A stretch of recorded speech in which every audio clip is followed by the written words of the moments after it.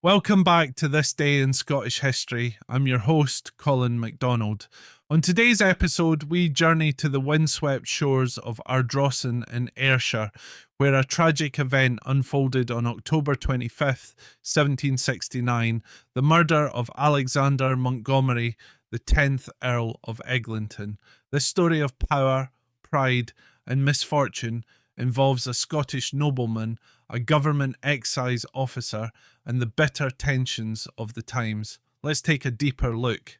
Alexander Montgomery was born on February 10th, 1723, the eldest son of the 9th Earl of Eglinton and his third wife, Susanna Kennedy, a celebrated beauty of the Scottish aristocracy. The 10th Earl inherited immense wealth and property, including the family estate of Eglinton Castle in Ayrshire. In addition to his status as a prominent landowner, he was a well-known figure in Scottish society, having served as Grand Master Mason of the Grand Lodge of Scotland between 1750 and 1751. Though he had no legitimate children, his influence extended beyond his estates. He even played a part in shaping young James Boswell's early experiences of London high society, a relationship that Boswell documented in his famous London Journal. But the Earl's life, filled with promise and progress, came to a tragic end in a fateful encounter with an excise officer named Mungo Campbell. Campbell, like Eglinton, came from a well-known Scottish family. He was the son of a former provost of Ayr and had fought in the army before becoming an excise officer, tasked with enforcing customs duties, a job that often put him at odds with local landowners and smugglers. In October 1769, tensions between the Earl and Campbell had already been brewing, largely over matters of poaching and rights to bear arms on the Eglinton estate. Campbell, who was known to be carrying a firearm, claimed he had permission to shoot game on nearby lands, but not specifically on Eglinton's property. According to reports, the dispute escalated when the Earl learned that Campbell had killed a hare while crossing through his land. Furious at what he saw as a violation of his rights and the law, Eglinton decided to confront Campbell. On October 24th, the Earl was travelling with his servants when he was informed that two men, one carrying a gun, had been seen on his property near the beach. Eglinton, leaving his carriage, rode ahead on horseback to confront them. One of these men was Mungo Campbell. When the Earl demanded that Campbell hand over his firearm, Campbell refused, stating he would rather die than surrender his weapon.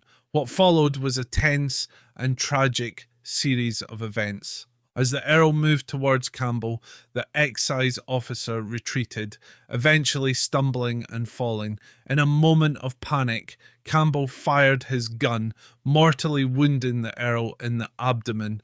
The Earl's final moments were marked by dignity despite the terrible circumstances.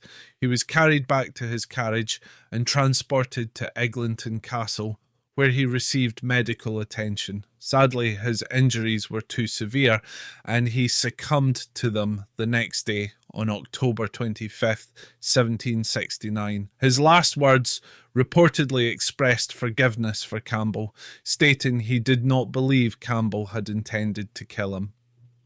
The aftermath of the murder shook Ayrshire society to its core. Mungo Campbell was arrested and charged with murder. However, before he could face the public execution scheduled for April 1770, he took his own life while in custody, hanging himself in Edinburgh's Tolbooth.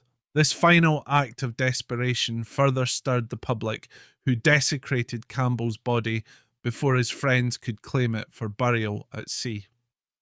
The consequences of the Earl's death were felt deeply within his family and community. His mother, Susanna, Dowager Countess of Eglinton, was devastated, retreating from public life. Meanwhile, many of Eglinton's tenants and local inhabitants, who had grown increasingly discontent with the Earl's agricultural reforms and innovations, showed more sympathy towards Campbell than their fallen lord, believing that his death was a form of divine retribution for meddling in traditional ways of life.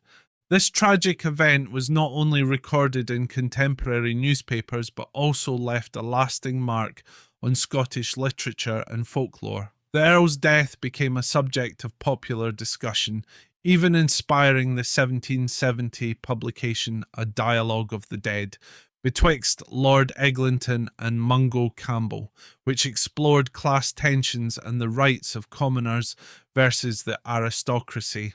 John Galt, a notable Scottish novelist, later immortalised the incident in his novel Annals of the Parish, capturing the deep-rooted social conflicts of rural Scotland in the 18th century. Despite his untimely death, the 10th Earl of Eglinton left a legacy through his contributions to Scottish agriculture and society. The village of Eaglesham in Renfrewshire, which he designed in 1769, still stands today, laid out in the shape of a capital A to symbolise his name. His brother Archibald succeeded him as the 11th Earl of Eglinton, inheriting the title but also the lingering sadness and controversy surrounding the family. As we reflect on the events of October 25th, 1769, we are reminded of how, even in the quiet rural corners of Scotland, history can take sharp and tragic turns. The murder of Alexander Montgomery remains a sobering tale of pride, duty, and the sometimes lethal consequences of human conflict.